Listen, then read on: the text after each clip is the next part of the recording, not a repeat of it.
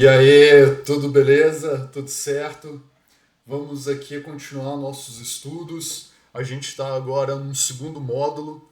Esse módulo nós vamos focar em lições aprendidas de alguns acidentes que ocorreram. E acidentes grandes, né? Basicamente foram esses aqui, ó. Mount Polley, no Canadá, aconteceu em 2015. Depois tivemos Fundão, Mariana, aqui no Brasil. E tivemos também Feijão, essa aqui ficou bem famosa, essa ruptura de Feijão. E nós tivemos em seguida CAD. Na verdade, foi quase no mesmo dia, essas duas aqui. Foram muito próximas. Bom, então são quatro grandes estudos que vai nos ajudar a entender aí parte do que a gente já viu nos vídeos anteriores e nos ajudar aí a não repetir as mesmas coisas, né? Então o objetivo é esse, tá? Não é olhar quem que é culpado, não é ver... Isso aqui não é nada relativo à parte é, de direito, né, de justiça. Isso aqui é um estudo geotécnico, né? Então a gente vai focar na parte técnica e logicamente é importante a gente ver os impactos que ocorreram. Então vamos começar com Mount Polley, no Canadá. Chamou muita atenção esse acidente porque teve um impacto ambiental bem significativo. A mina tá aqui, é uma mina de cobre e ouro, né? Começou a operação em 97 e quando ocorreu a ruptura aqui da barragem de rejeitos, né? É, os rejeitos foram liberados aí um volume enorme, 21 a 25 milhões de metros cúbicos, tanto de rejeito quanto em água. Isso aí chegou aqui no Lago Polley, também veio aqui pelo córrego, né? E chegou também no Casnell, lá no Lake, né? Que seria o Lago Casnell. Impactando aí ambientalmente muita coisa. E isso chamou muita atenção, né? Por que será que ocorreu algo dessa magnitude, né?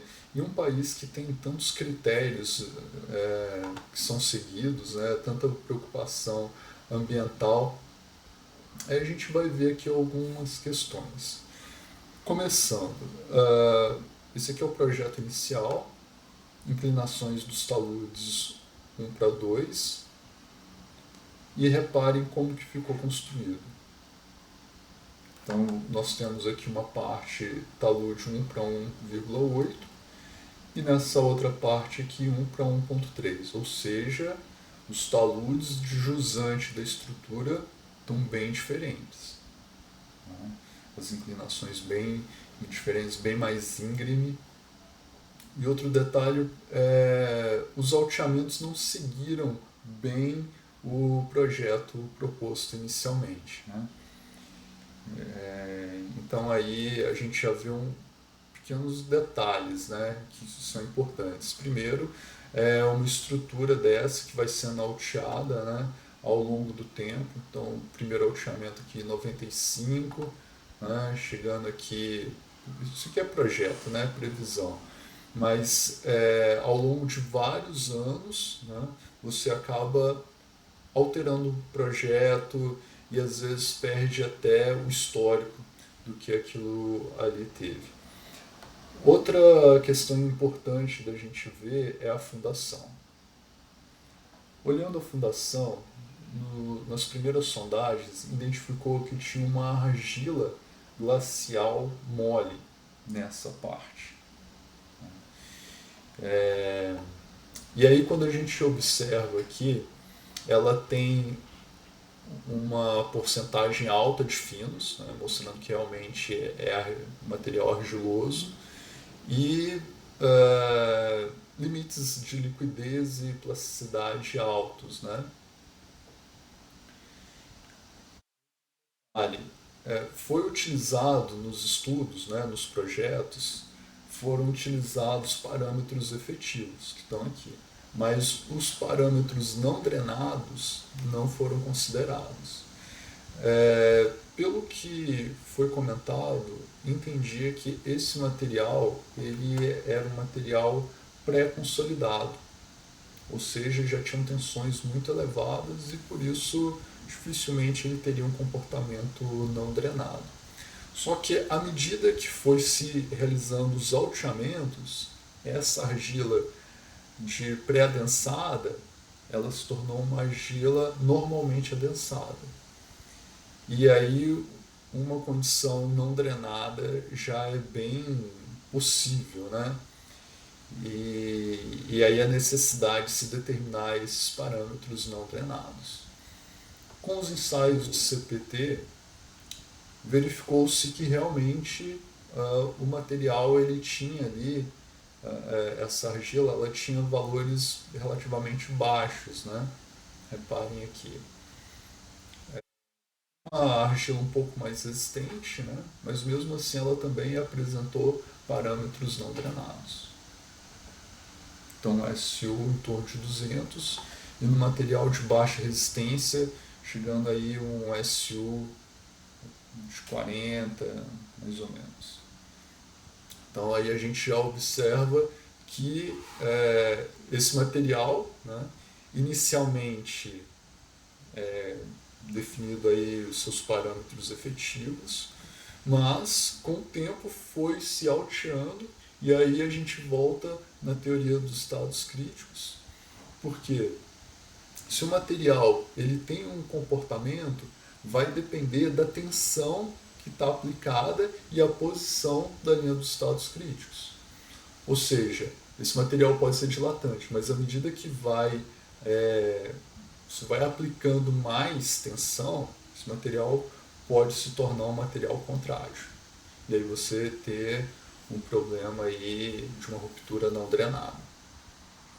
Que foi uma das causas aqui desse acidente. Logicamente foi necessário ter um gatilho.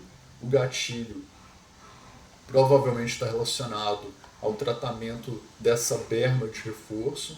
Então no projeto tinha essa berma e para realizá-la precisou fazer uma escavação aqui. Reparem a foto da escavação, escavou-se basicamente uns 2 metros aqui. Ou seja, teve um alívio de carga no pé da estrutura.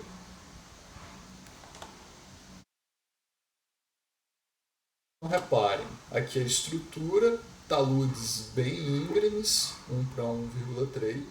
Teve uma escavação aqui no pé. Com essa escavação, iniciou um processo de deformação. Em seguida, a crista tem um rebaixamento e aí começa o overtopping. A água do reservatório passa por aqui e já vai levando material e por fim, ruptura completa, né? Material praticamente todo levado. Esse aqui foi o mecanismo. Os fatores de segurança, quando se realizou as análises, como eu comentei, com parâmetros efetivos, dá um fator de segurança entre 1,27 e 1,34. Ou seja, para uma condição operacional acima de 1,3 está ok. No entanto, com parâmetros não drenados, para a fundação, né, para aquela argila glacial, o fator de segurança já caía significativamente, 1,02 a 1,10. E o que acontece? Se usar parâmetros residuais, o fator de segurança fica abaixo de 1. E aí provavelmente o gatilho foi essa escavação no pé da estrutura, uma escavação aí em torno de 2 metros.